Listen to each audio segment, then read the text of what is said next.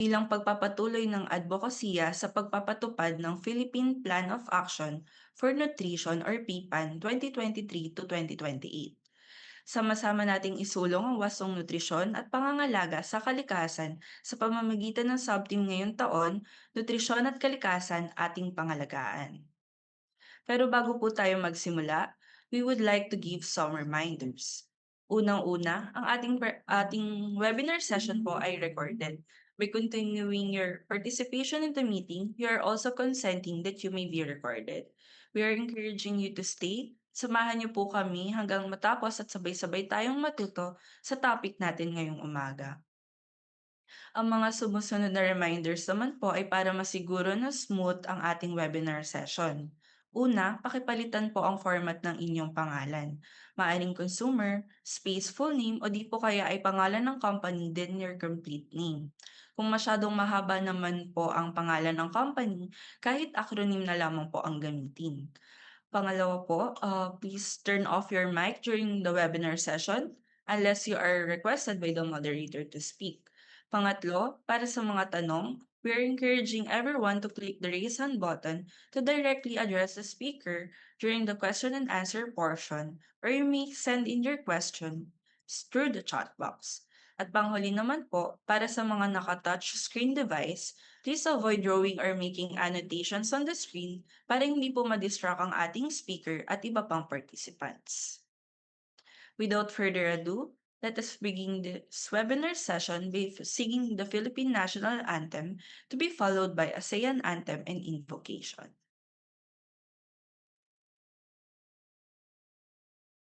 Bayang magiliw, perlas ng silanganan, alab ng puso, sa dibdib mo'y buhay.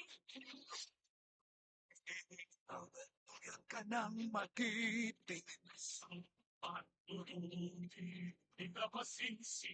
sa dagat ang sinuway mo na buong lupa. May dilag ang tuta at awit sa pagkayang pinamahal. Ang wata at kwitag. Kaya pa ay magiging.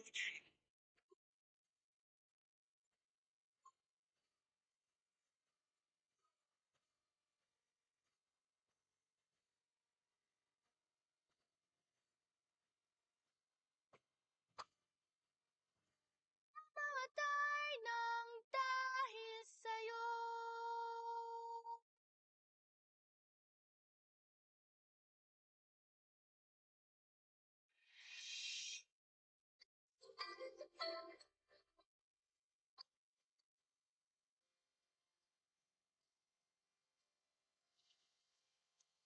A whisper in the breeze, it calls our name. Across the seas, we are the same. Through tides that, through storms that rage, we sail beneath the sun. One vision, one ocean, together in motion. We rise, we shine, we reach for the sky. One heart, one dream, through the waters we gleam. ASEAN, we are one till the end of time. The stars above, they light our way from golden dawns to dusky graves. We weave the threads of hope today. With every shore, we dream for more. One vision, one ocean, together in motion. We rise, we shine, we reach for the sky. One heart, one dream, The one sweet gleam, ASEAN, we are one till the end of time.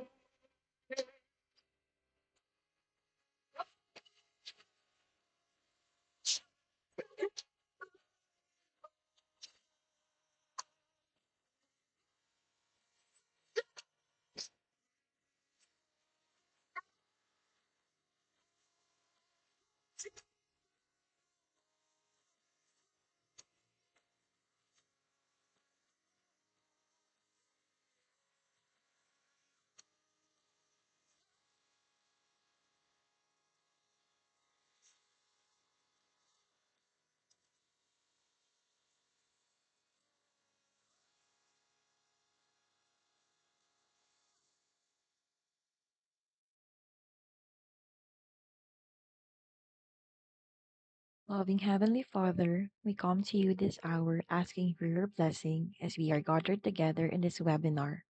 May your blessings of wisdom and guidance be upon us all through the sharing and impartation of knowledge and skills by our resource speakers, facilitators, and moderators.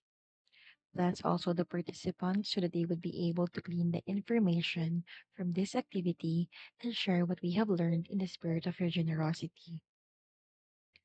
Lord, we bring you our prayers, our commitment, our gifts to you this day.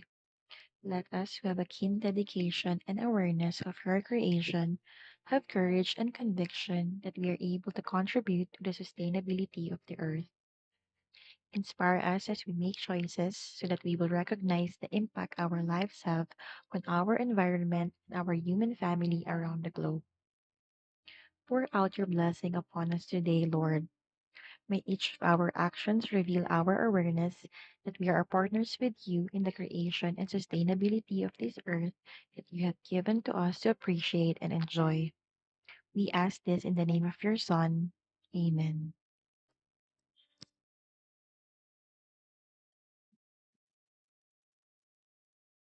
Good morning again to all our participants. Before we proceed with our session, we would like to invite everyone to subscribe to our DTI 1384 SMS to receive important reminders and updates from the DTI Fair Trade Group for free. You may scan the QR code displayed on your screens. Again, this service is free of charge. To formally start our session for today, we are very fortunate to have with us this morning our very capable speaker from the National Nutrition Council.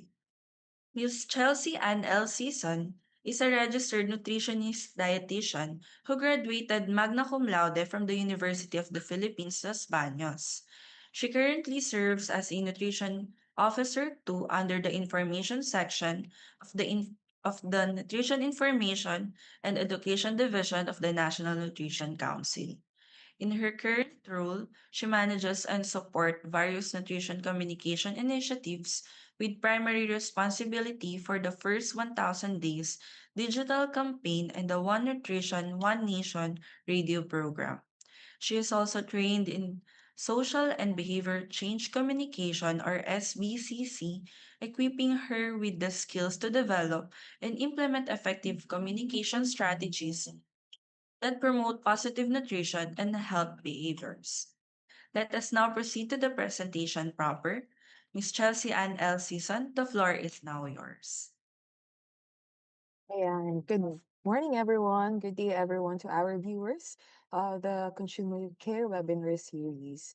On behalf of the National Nutrition Council, thank you for inviting us today and for us to discuss the 2026 National Nutrition Month theme. First off po pala, Happy Nutrition Month sa inyong lahat. So Happy Nutrition Month po sa ating mga viewers and sa mga kasama po natin sa Zoom. So for the presentation.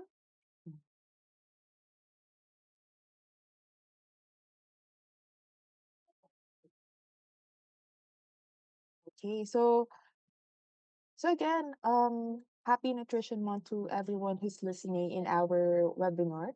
And again, maraming salamat po sa pag-invite sa National Nutrition Council. So the theme for this year is Nutrisyon at Kalikasan, Ating Pangalagaan. So this year's theme reminds us that nutrition and environmental protection is closely connected, and we often think of good nutrition simply as eating a healthy diet.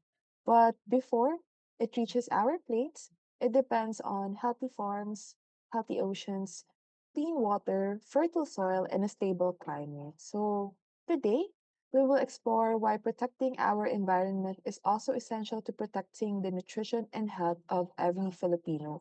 To better understand this year's campaign, let's take a first look at how it connects with the country's long term nutrition agenda. So, as you can see here, our overarching theme is sa Pipan, sama-sama sa nutrisyong sapat para sa lahat. So, the Pipan 2020, so every July, we celebrate Nutrition Month to raise public awareness about nutrition issues and encourage everyone to adopt healthier lifestyles. So, for 2026, our campaign goes beyond individual food choices, and we are highlighting the important relationship between nutrition, food systems, and environmental sustainability. So this year's sub-theme, again, it's Nutrisyon at Kalikasan, Ating Pangalagaan. So as you can see, can we go back to the previous slide? So dun po muna tayo sa PPAN 2023. Ay, okay, so yan. So again, as mentioned, our overarching theme is sa PPAN, sama-sama sa nutrisyong sapat para sa lahat. So for this, the PPAN recognizes that improving nutrition requires more than health interventions. It also requires strong food systems, social protection, education, agriculture, environmental protection, and many other sectors working together. So, our theme for this year's Nutrition Month reflects the same vision. And by promoting healthy, resilient, and sustainable food systems, we ensure that nutritious diets remain available, not only today, of course, but also for future generations. So, yung campaign po natin this year supports and not replaces our PPAN or our Philippine Plan of Action for Nutrition. So, next slide, please. Now let's take a closer look at this year's sub-theme and logo. So as we can see here, so ito po yung aming logo and sub-theme, no? So ang sub-theme natin again, nutrisyon at kalikasan ating pangalagaan. Very, very easy to remember and very direct to the point, no? No, when we take care of our environment, we also take care of the health being or the health and well-being of every Filipino people. So as we can see here, let's take a closer look at the logo for this year, no? So it represents a close relationship between the people, food, and the environment. So kung makikita po natin, meron pong basket na punong-puno ng mga healthy na pagkain, no? Nakatabi ng earth, no? So, ito po ay nagsisymbolize na yung nutritious na pagkain, it comes directly from healthy ecosystem. So, as you can see here also in this slide, we can see that different illustration. Meron po tayong agriculture, fisheries, biodiversity, and different natural resources in the Philippines. No, napakayaman po sa natural resources ng ating bansa.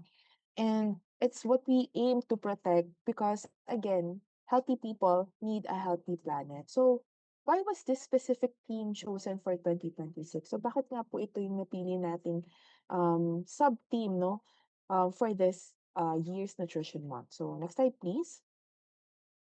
So, why this year's theme, no? So, usually, for our consumers, for our watchers, for our webinar participants, um, you can type or you can comment on our Facebook page.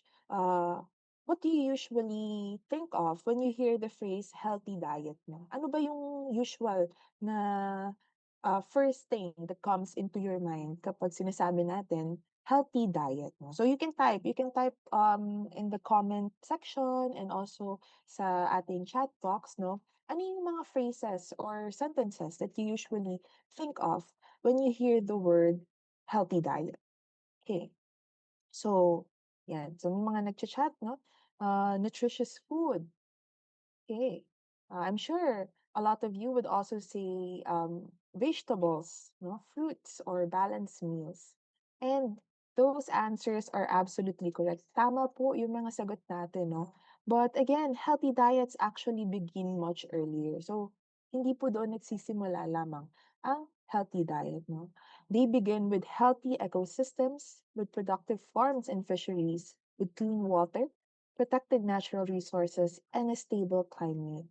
So kung wala po itong mga ito, no, yung mga na-mention ko po na ito, producing nutritious food, no, as mentioned by one of our participants, it becomes increasingly difficult. So wala po tayong nutritious food na makukuha, or it would be hard for us to get nutritious food if wala po tayong maayos na healthy ecosystem. So, as climate change and environmental degradation continue to threaten these natural systems, protecting nutrition also means protecting the systems that grow, produce, distribute, and sustain our food. So, nutrition is no longer a health issue. Hindi na lamang po itong issue pangkalusugan, but it's also an environmental issue. So, with that in mind, what are the objective of this year's Nutrition Month campaign? So, next slide, please. So, this year's campaign has several important objectives. So, first, we want to create greater awareness about sustainable food systems and dietary practices that benefit both the human health and the environment. Second, we have inform, inspire, revitalize, and invest. No, so for the first one, no, inform. We want to inform the public how the climate change affect food systems and nutrition. Third, we hope to inspire healthier and more sustainable food choices that individuals and families can practice every day. Next, we seek to revitalize partnerships among government agencies, communities, civil society, organizations, the private sector, and development partners. And lastly, we want to invest in nutrition and climate responsive programs and policies. Again, these objectives, it recognizes the improving of nutrition is a shared responsibility among different sector of society. So now that we have discussed our objectives, let's better understand the relationship between nutrition, food systems, and climate change. So next slide, please. So, bakit nga po ba, no? Ano nga po ba yung connection nito? So, as we can see here, may makikita po tayong diagram, no? It summarizes the entire story of today's presentation. So, everything begins with a healthy ecosystem. So, these healthy ecosystems make it possible to build strong and resilient food systems.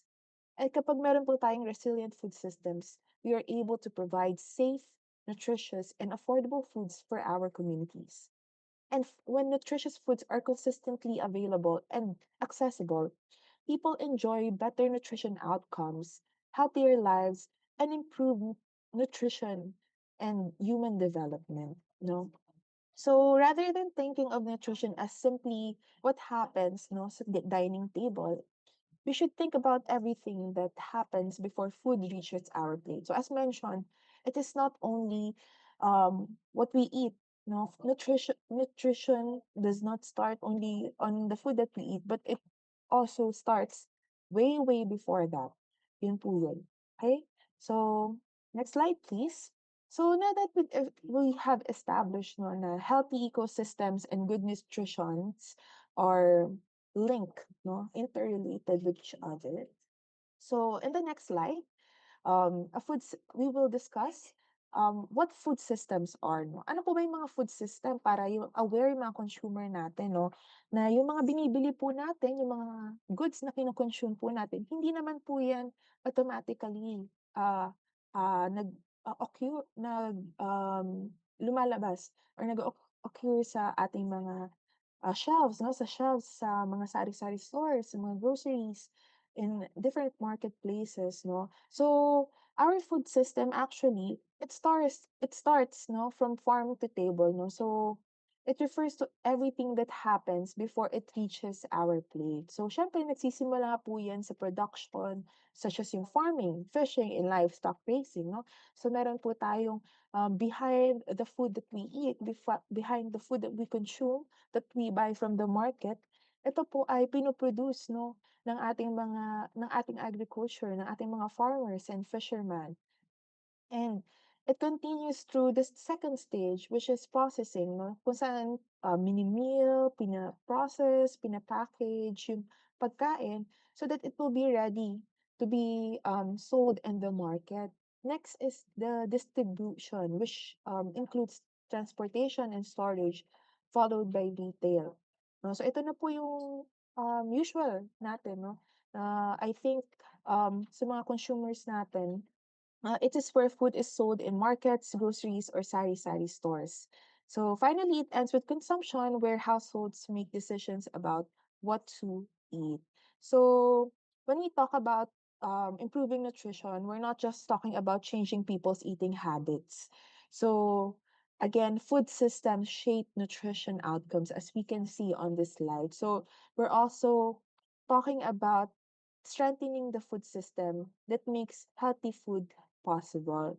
So, ayun 'no. So, for example, when fresh fruits, vegetables, fish, and other nutritious foods are abundant and affordable, people are more likely to eat healthier diets. Bakit ka nga naman 'di ba, bakit ka naman magko-consume ng hindi healthy kung affordable and nandiyan, available yung mga healthier options na 'to 'no. But when nutritious foods are scarce or too expensive, families may rely on cheaper, highly processed foods that are often high in sugar, salt, and unhealthy fats 'no. So, food systems influence how food is processed, marketed, and consumed. So, all of this in turn affect our nutrition outcomes because it affects our dietary quality and diversity. So ultimately, when we support healthy ecosystems or we support resilient food systems, and again, resilient food systems support better nutrition for everyone. So this reminds us, again, as mentioned earlier, nutrition is not just an individual responsibility, it is also shaped by the systems around us.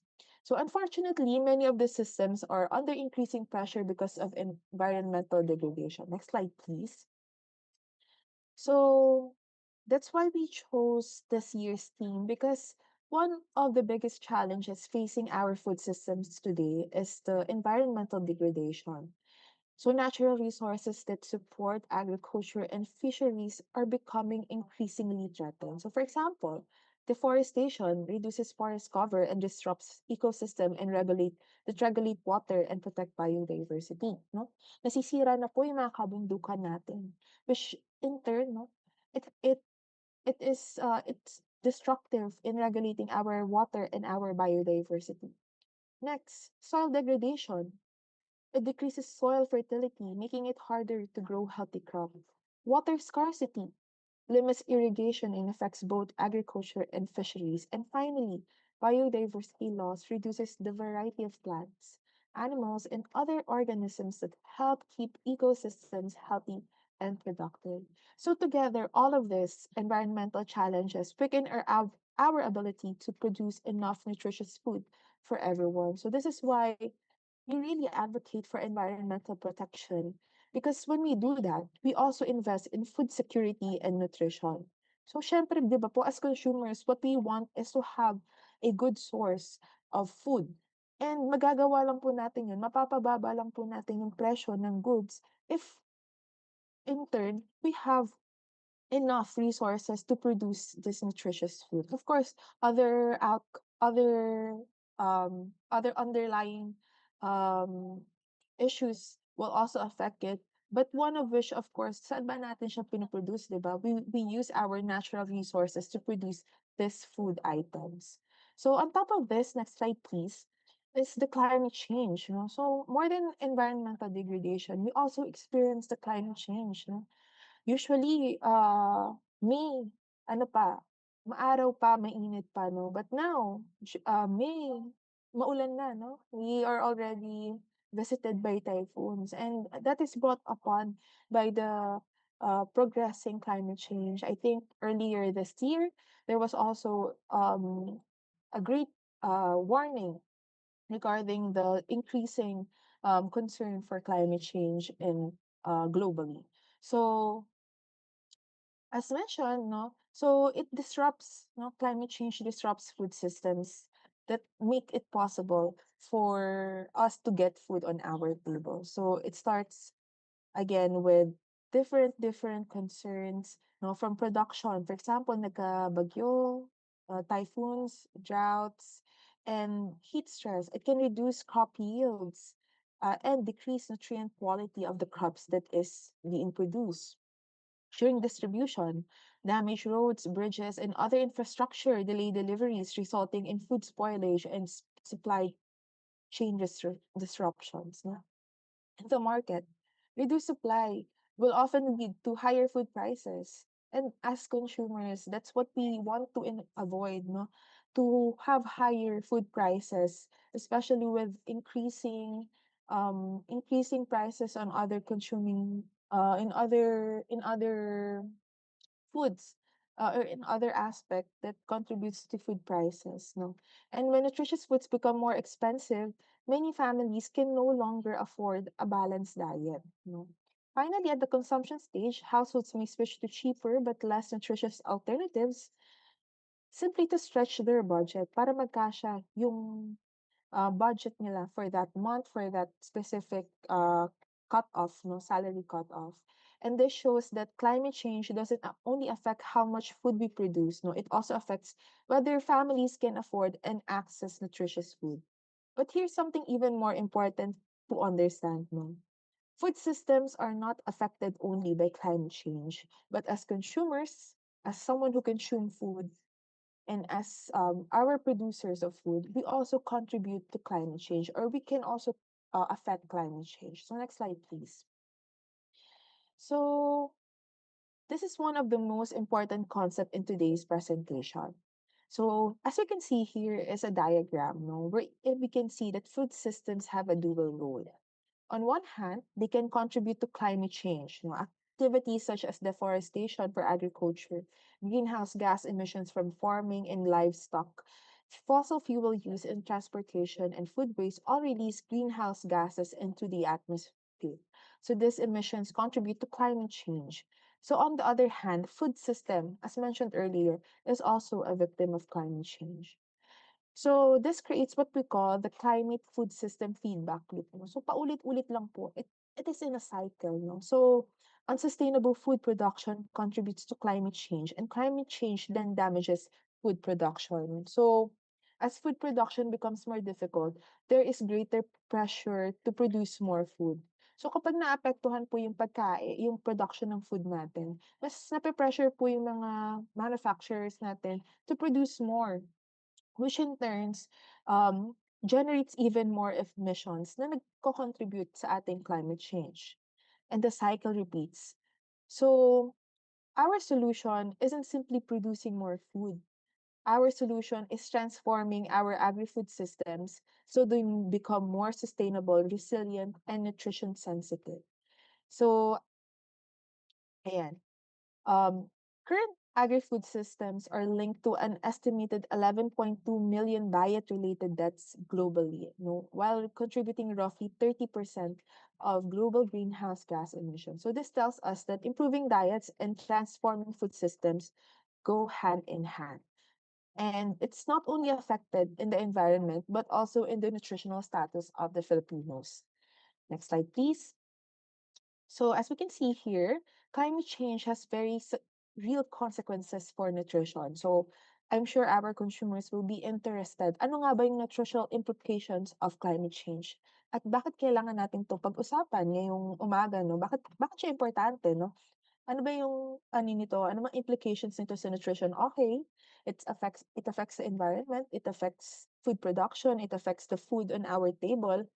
Pero ano nga ba yung direct na implication nito sa nutrisyon natin, no? So, when food production is disrupted, food availability, affordability, dietary diversity, and nutrient quality is affected. So, people who suffer the most are often those who are already vulnerable. So, yan po yung mga infants and young children, pregnant and lactating women, older persons, and of course, those coming from low-income households, our smallholder farmers, fisher folks, and indigenous peoples living in geographically isolated communities.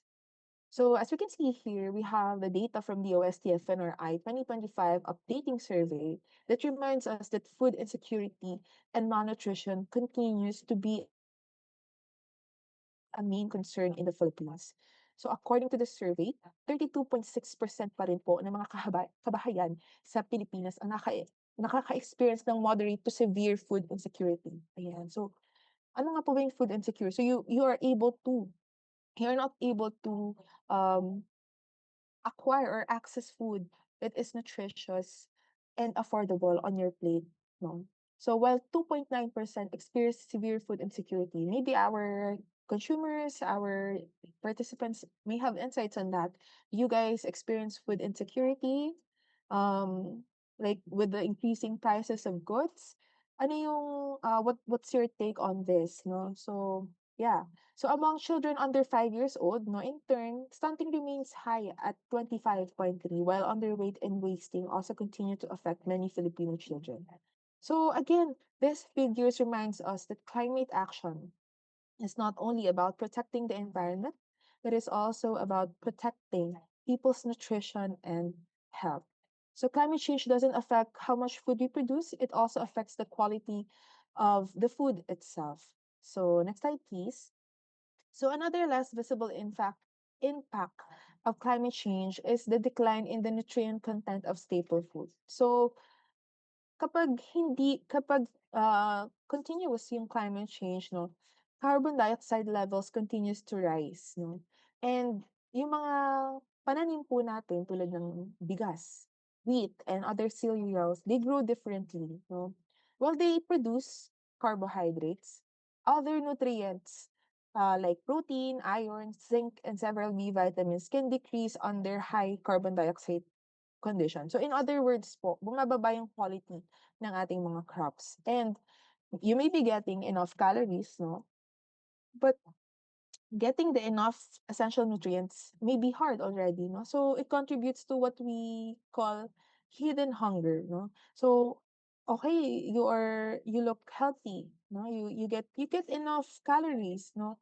But other than that, do you get the enough vitamins and minerals that you're getting from the food, from the crops na binibili natin sa market, no? So a condition in which people experience vitamin and mineral deficiencies despite having enough food to eat. So this is particularly concerning, especially if may mga nanonood po tayo ng mga bata, no, pregnant women, and other nutritionally vulnerable groups who are at risk of developing anemia, no, who may be at risk of having impaired growth, weakened immunity, and other nutrition-related problems. So when we say that protecting the environment, we also protect nutrition, and this is one of the very clear examples of why we need to protect the environment. And so far, we've looked at the challenges facing our food systems. What can we do about them? So next section, we'll explore the practical solutions that can help build healthier and more resilient food systems. So next slide, please. So how do we move forward from it? So the answer lies in building sustainable and resilient food system. Again, a sustainable food system ensures that food remain available, accessible, affordable, safe, and nutritious, and not just today but for future generations. So these five characteristics are all interconnected. So again, food must be available, meaning there is enough supply. It must also be accessible, affordable, and safe. No, and of in turn, um,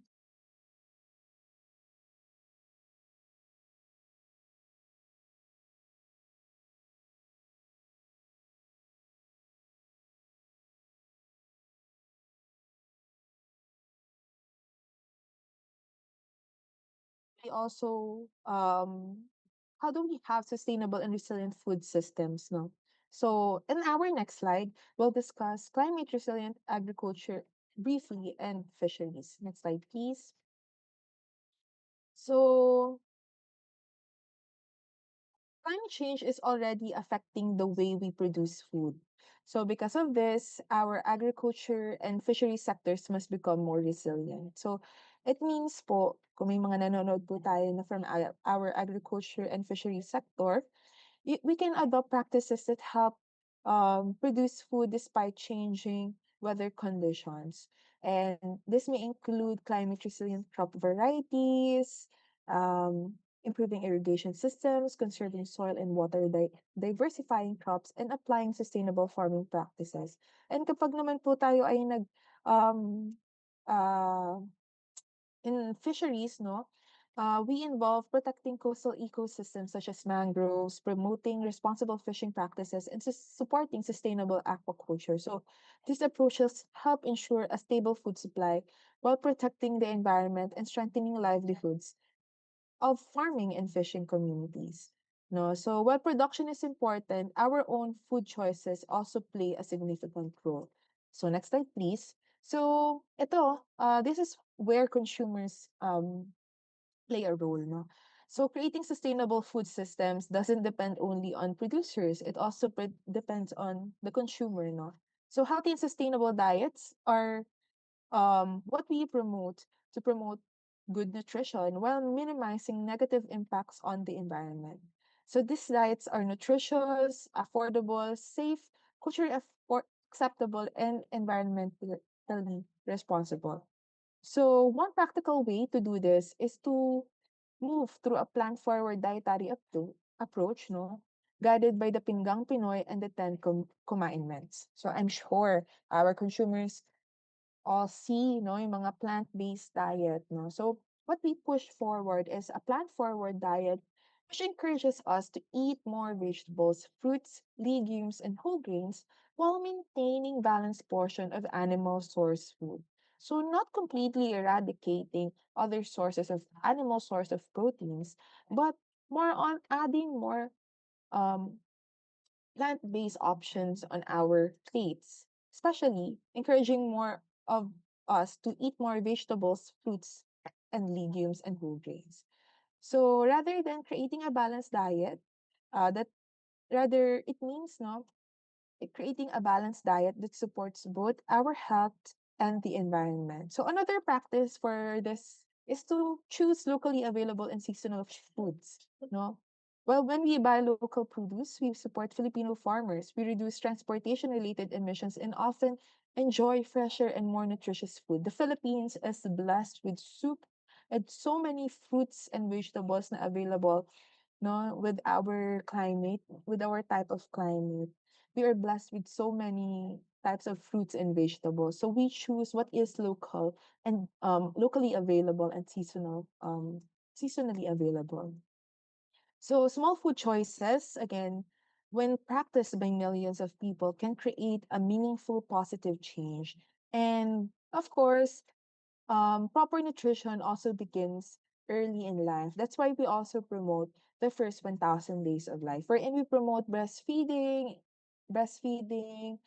exclusively from birth up until 6 months. And once the child um, uh, becomes na 6 months na, we introduce slowly whole foods, no, complementary feeding alongside continuous breastfeeding up until 2 years of age. So we ensure na they maximize yung kailangan nilang nutrients for growth and development while also minimizing the effects on the environment.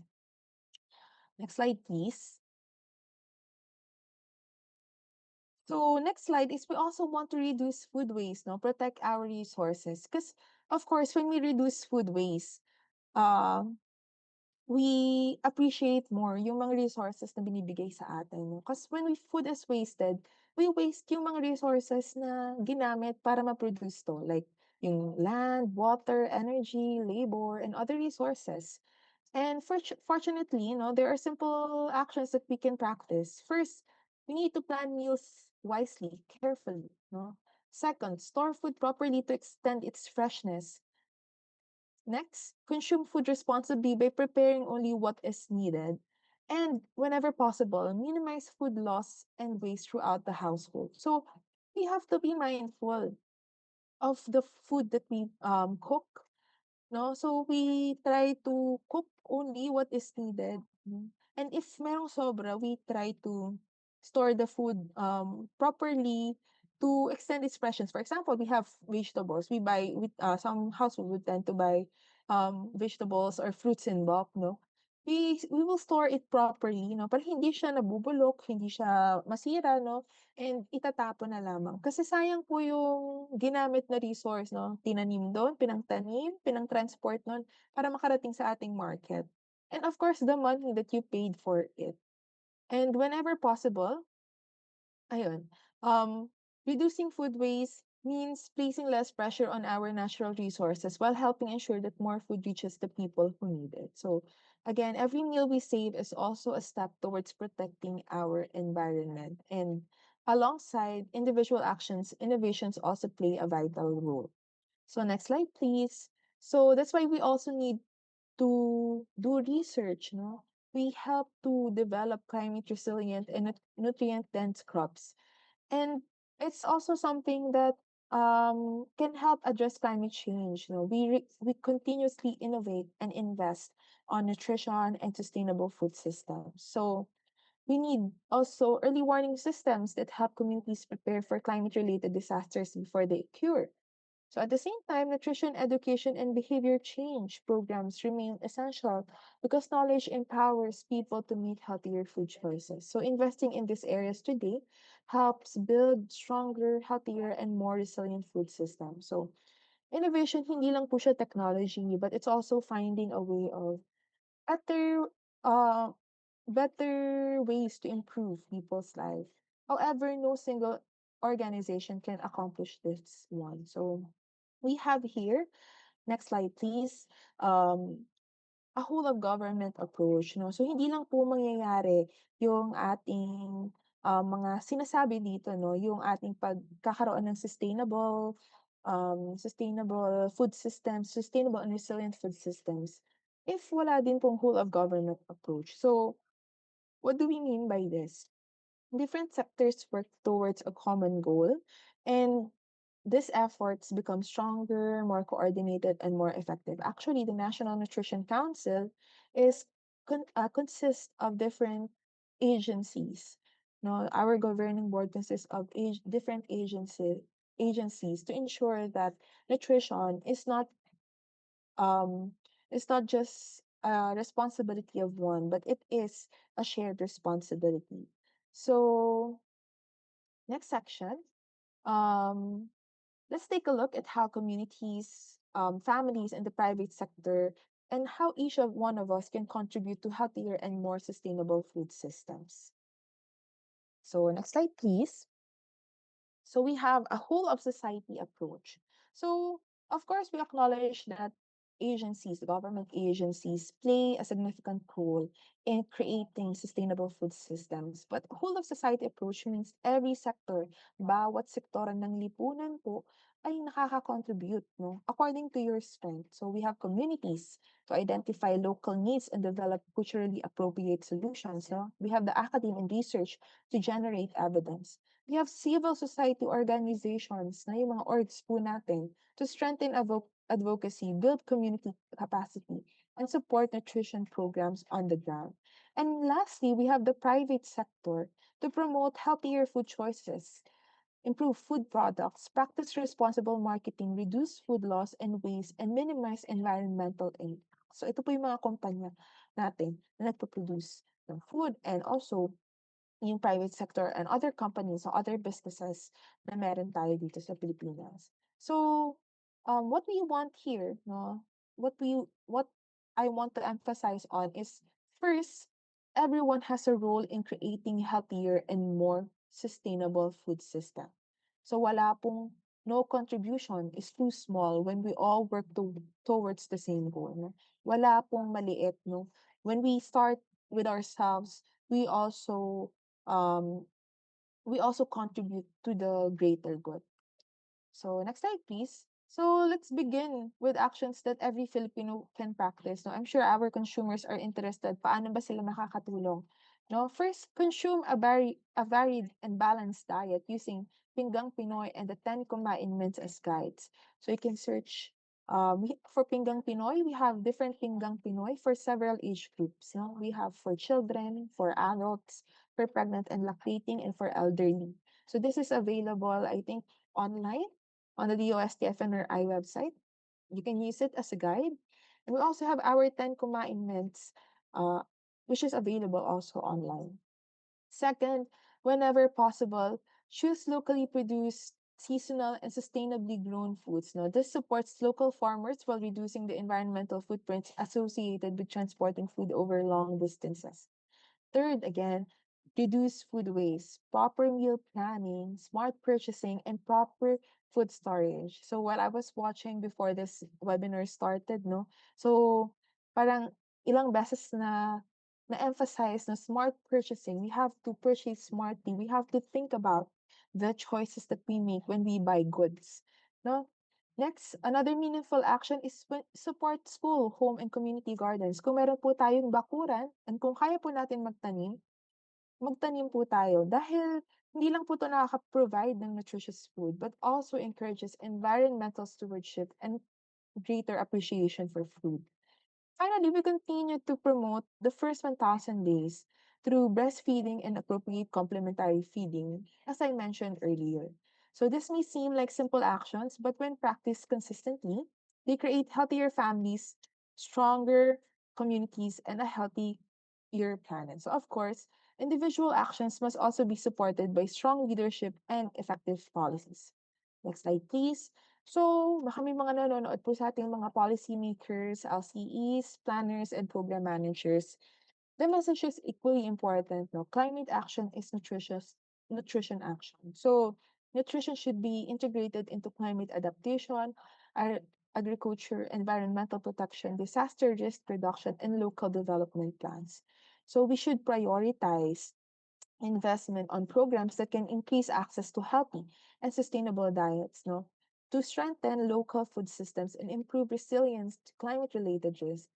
So we also need to have evidence-based policies that are essential to ensure that nutrition programs remain effective despite changing environmental conditions. And of course, when nutrition and environmental sustainability are planned together with communities, it becomes more healthier and more resilient and better prepared for future challenges. So now let's bring everything together. The next slide, please. We've talked about the important roles of government, communities, and individuals. Now let's focus on another key partner, which is the industry and private sector. So businesses have tremendous influence over our food systems, no? Because of course they are involved in producing, processing, packaging, transporting, marketing, and selling the food that reaches our tables. This means that you also have a unique opportunity, our private sector have a unique opportunity to make the food systems healthier and more sustainable. First, they can adopt practices that are climate friendly throughout their operations, from production and processing to packaging and distribution. Improving energy efficiency, reducing waste, and lowering greenhouse gas emissions all contribute to a more sustainable food system. And second, you can use responsibly sourced raw materials and develop products that are both nutritious and environmentally sustainable. Third, the private sector can help make affordable, nutritious, and sustainable food options that are more widely available. Healthy food should not be nutritious only, but it should be accessible and affordable for Filipino families. No? So ano nga ba yung, ano naman yung ano ng healthy food kung nutritious nga siya, eh hindi naman siya afford ng ating mga consumers, no? So another important step is setting measurable sustainability goals and of course, regularly monitoring and supporting our environmental impacts, no? So finally, collaborating with government agencies, local communities, and development organizations, our businesses, our private sector stakeholders can help strengthen sustainable food systems and create lasting positive change. So, mahalaga po na nakikipag-partner po tayo sa mga iba't ibang ahensya at iba't ibang organisasyon sa ating komunidad. Businesses are not just part of the food supply chain, they are part of the solution. So we've seen how government, communities, families, and the private sector all have distinct but complementary roles. Ultimately, transforming our food system requires the participation of everyone. So this brings us to our collective call to action. So next slide, please. So our call to action is act now. A for act for healthy eating. C, care for our environment. T, together ensure nutrition for all. And nourish every Filipino. O, open opportunities for sustainable food systems.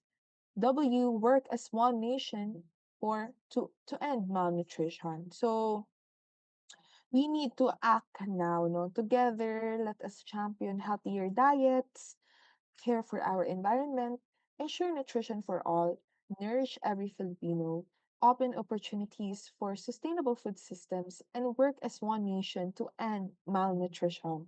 And let's achieve together the nutrisyong sapat para sa lahat. So, next slide, please. Throughout this presentation, we've seen that nutrition goes far beyond the food on our plates. Again, it begins with healthy soil, clean water, productive farms, sustainable fisheries, protected forests, and a stable climate. And again, with these systems are healthy, they can continue to provide safe, nutritious, and affordable food for every Filipino. Now, we want to remind you again that 2026 Nutrition Month that the caring for our environment is caring for our health. So as we celebrate Nutrition Month, let us remember that every positive action, no matter how small, contributes to a healthier future. Again, let's live out this year's theme, nutrisyon at kalikasan, ating pangalagaan. So maraming salamat po sa pakikinig, and we hope that today's discussion has shown that nutrition is not solely about what we eat. It is also about the systems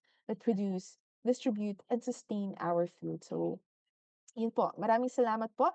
And let's continue supporting the vision of the National Nutrition Council of the Philippine Plan of Action for Nutrition sa PIPAN, sama-sama sa nutrisyong sapat para sa lahat. Once again, maraming salamat po at magandang araw sa ating lahat. And thank you for the insightful presentation po, Miss Chelsea. Good morning po ulit sa ating participants here in Zoom and to everyone joining us via DTI Consumer Care Facebook and DTI Philippines YouTube. Let us now proceed po with our question and answer portion. We would like to remind all our participants to stay muted unless you are addressing the speaker or moderator directly. Please also accomplish the client satisfaction form that will be posted in the chat box section. To make our discussion more interactive po, we encourage everyone to click the raise hand button so we can call you to ask directly to our speaker, or you may also send in your questions through the chat box. For the questions po, meron po tayo na-receive sa chat box. This question po is from MA. Speaking of collaborations, are there government programs and or private initiatives you can suggest or recommend that connect consumers to local farmers? Companies taking their SER seriously want to source their food supplies from local farmers for internal use, food basket souvenirs during events, or for endorsement to their employees. Do you have trusted partners for this purpose to promote seasonal products, increase consumption of local foods, and help our local farmers? Who do we tap po? Thank you. Okay.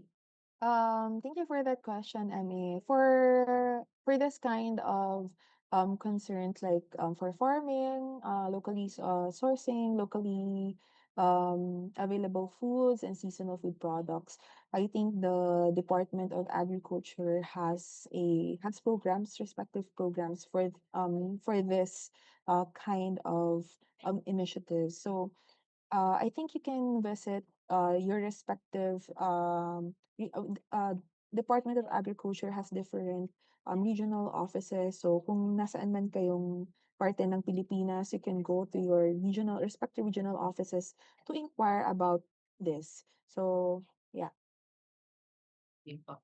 Thank you po, Miss Chelsea. For our next question po, this is from Miss Hazel Ann Cledara. How can we eat a balanced diet even with a limited budget? Okay, so how do we eat a balanced diet even with a limited budget? No? So as mentioned earlier, no, we really promote consuming foods that are locally sourced or locally available and seasonal because um yun talaga yung isa sa mga kind of food na that is tawag dito hindi gano'n kataasan yung presyo 'no. So, we really promote on, supporting our locally available food. So, we also support our farmers, our fishermen. Hindi natin kailangan, bumili ng, imported goods 'no. Although, no one's stopping you from buying imported goods 'no. But for those with limited budget, we really encourage buying from the market, locally sourced and available foods and seasonal foods 'no, kasi mas mababa yung presyo and, um, yun. Yeah, basically, isa yun sa mga ways that wherein we can eat, a balanced diet even with a limited budget. Again, ang isa pa dun is we can also, practice proper meal planning, no? As mentioned earlier, it helps in for us to to smartly purchase food, no? Kasi kapag, for example, tawag dito, we have proper meal planning, we are very mindful. We become smart purchasers, no? We don't go to the market with blank on a blank slate, no, with a blank notepad or blank list. We are mindful of ano yung kailangan natin, no? So we don't tend to tawag dito yung last minute na makakalimutan natin yung ingredients. So we just tend to buy from yung mas malapit, no, which is mas mataas na yung presyo, no? So, for example, may pamilihang bayan, that's where you source your goods. And if kunwari if there is no proper meal planning, you also tawag dito, you tend to source food from closer establishment which offer a higher price of goods. Third is proper meal planning also reduce food waste, no? Kapag limited yung budget, we don't have enough resources to waste. So, we need proper meal planning so that we are mindful of ilan nga ba yung kailangan ko pakainin and ilang beses ba ako kakain sa isang araw. Ilang beses ba ako magpe-prepare ng food. So yeah, so I think, again, to sum up, no, we can eat a balanced diet even with a limited budget. First, by choosing locally sourced and available and seasonal food available on the market. And second, having proper meal planning, no. So going into the market, being mindful and being smart purchasers of food products. So thank you for that question. Thank you po, Miss Chelsea. For our next question naman po, on healthy eating misconceptions, may alam po kaya sila na isang maling paniniwala tungkol sa healthy at sustainable diets na gusto po nating maitama? I think, on healthy eating misconceptions, parang, unsustainable food diets. I think, um, one of the misconception is in order for you to reduce food waste is you have to eat everything na inaano niyo, pini-prepare. So, kaya na-mention kanina dun sa, reducing food waste ay we don't advocate for you to na ubusin niyo yung food on the table even if busog ka na 'no, even if you are full, even if you have consumed all the calories you have needed for that day, no? But rather, we want you to carefully think out, no, yung proper food portions, proper food allocation meal for that meal, no, in order for you to ensure that you don't waste food, no? Rather, you are able to eat what is only needed, no? And once you are able to do that, um, na ano niyo yung reduction ng food waste. So again, isa yun sa mga, I think one of the things na misconceptions na ano, "Uy, bawal magsayang ng pagkain kasi bawal magsayang ng pagkain, kainin mo 'yan." Kahit busog na, kahit hindi na kayang kainin ng bata or kaya hindi na kayang kainin ng kasama sa bahay yung pagkain, pero just to reduce food waste is kailangan ubusin siya. We don't promote overnutrition, we don't promote that. What we want is for you to carefully plan out your meals, carefully plan out your balanced and varied meals, not but taking into consideration yung ilang beses kakain, ilan yung kakain, at gaano kadami yung dapat pakainin, gaano yung kadami yung dapat i-prepare so that you don't waste food. Ayan.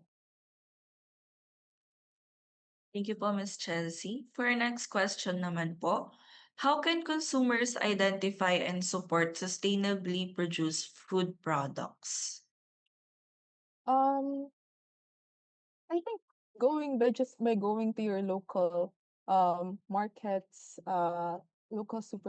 local market ng mga palengke, pamilihang bayan, you're able to support yung mga locally available foods kasi dun naman siya talaga available. So, um, yeah, I think that's how you can support. Choose to choose to shop dun sa ating mga local stores, local markets for us to be able to support and buy locally sourced foods. Thank you po, Miss Chelsea. For our next question po,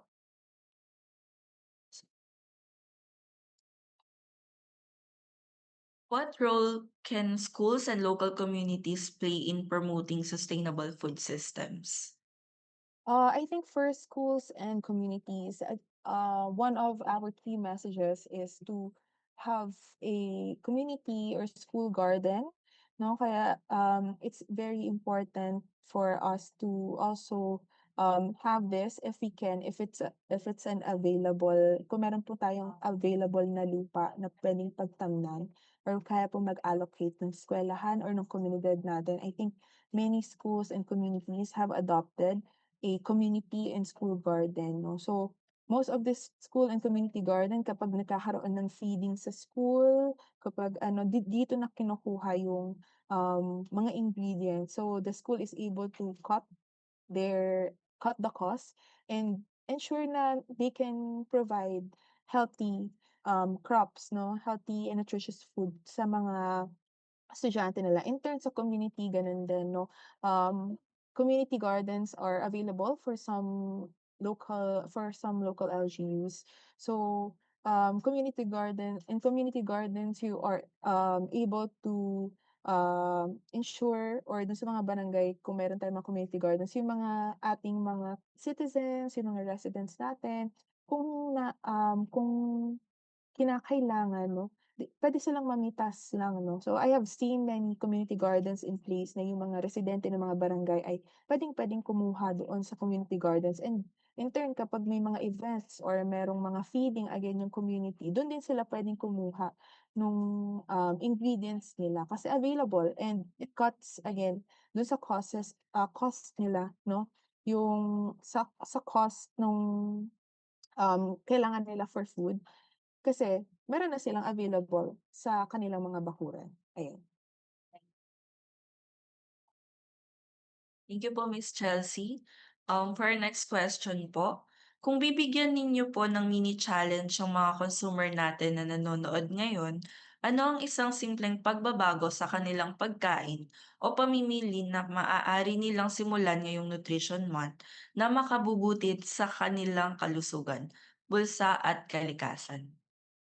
Okay, thank you for that question. So um, I think for the National Nutrition Council, we really advocate for a balanced and varied diet, no? So, ito po talaga yung gusto nating suportahan and yun po yung challenge natin sa lahat ng manonood po natin here sa Zoom and sa Facebook is to have balance and varied meals, no? And ensure na bawat bawat meal na kakainin natin, we really would consume it, with mindful with a mindful heart no na sa pagko-consume.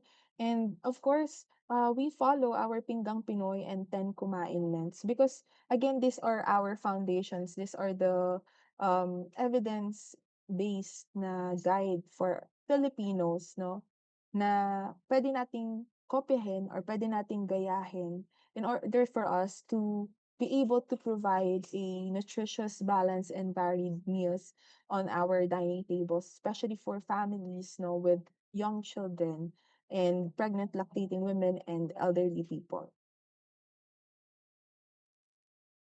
Thank you po, Miss Chelsea. This is our last call po for our participants who wish to ask their questions. Otherwise, we will close the session na po.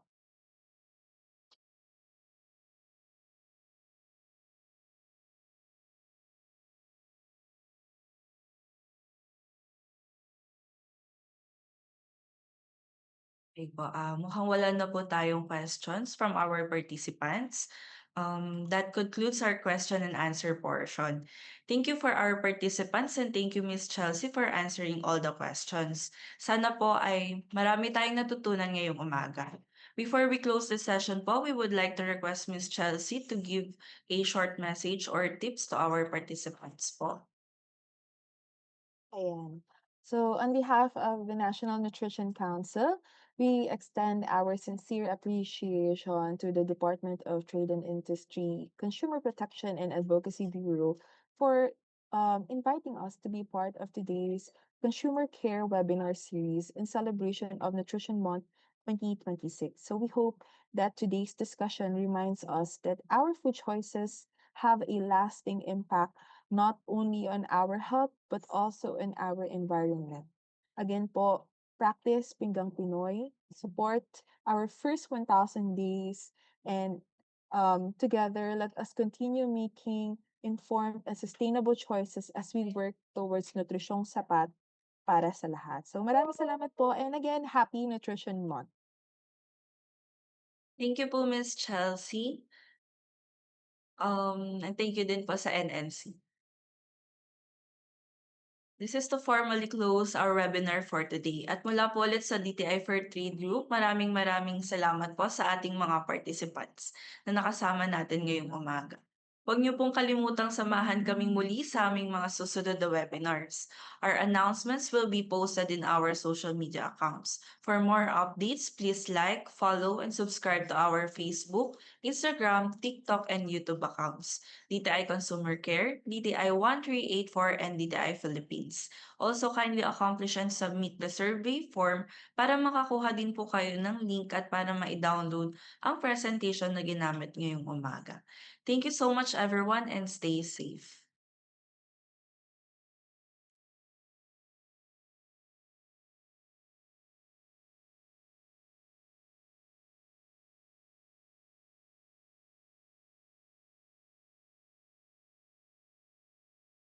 Ating mamamayang Pilipino. Para iwas daya, dapat wais at alisto. Mainam maging mapagmatsyag at mapanuri tayo. Palakasin ang boses ng ating mga consumer. Dapat tama bawat presyo at serbisyo. Kung pasado, lalo ang mga pangunahing bilihin, ang kalidad ng mga produkto at serbisyo ay pangalagaan ng lahat. Tayo ay panalo. Layunin ng DTI ito. Ipatupad price as consumer as standard for zero. Consumer care. Papak ay what? Ipalaganap, karapatan at tungkulin. Kaalam ang tama sa consumer ibahagi. Tulay sa kaunlaran, kalakalan ay palakasin. Ito ang pagbabago para sa ikabubuti natin. Dapat tapat Bawat presyo at serbisyo, produktong pasado, lalo ang mga pangunahing bilihin, ang kalidad ng mga produkto at serbisyo. Pangalagaan ng lahat tayo ay panalo. Layunin ng BPI ito. Ipatupad price as consumer as standards consumer care. Bapa at 184. Dapat tama, dapat tapat. Mula sa TTI ito.